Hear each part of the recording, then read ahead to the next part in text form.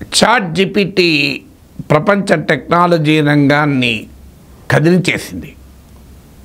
Intelligence, artificial intelligence, generative artificial intelligence చాలా పెద్ద debate కారణమైంది.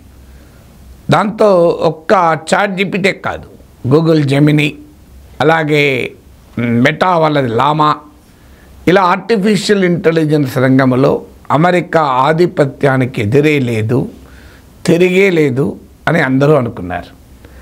తన ఆధిపత్యాన్ని పదిలపరచుకోవటానికి ప్రపంచంలో ఎవరూ పోటీగా ఉండకూడదని అమెరికా చైనా పైన పెద్ద ఎత్తున ఆంక్షలు పెట్టింది.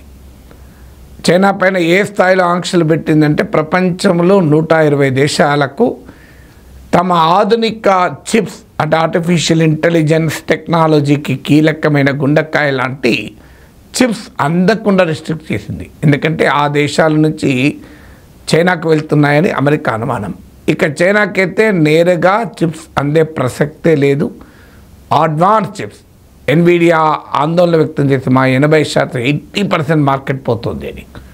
సో చైనాను అలా రెస్ట్రిక్ట్ చేస్తాం ఏ రేస్లో అనుకుంది.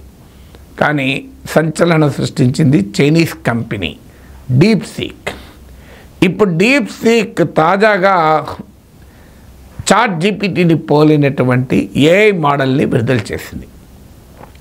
ఇప్పుడు అమెరికన్ టెక్ ఇండస్ట్రీ కూడా చెప్తుంది ఏంటంటే ఇది అమెరికాలో చాట్ జీపీటీ కన్నా ఎక్కువ యూజర్స్ వచ్చేస్తున్నారు. It is more popular than chat జీపీటీగా మారుతోంది. ఇందులో ఇంకో ఇంట్రెస్టింగ్ ఇన్ఫర్మేషన్ ఉంది. చాట్ జీపీటీ ఏమో అడ్వాన్స్ వర్షన్స్కు బేసిక్ వర్షన్ కాకపోయినా అడ్వాన్స్ వర్షన్ డబ్బులు చెల్లించాలి. ఈ డీప్ సీక్ ఏమో కంప్లీట్లీ ఫ్రీ.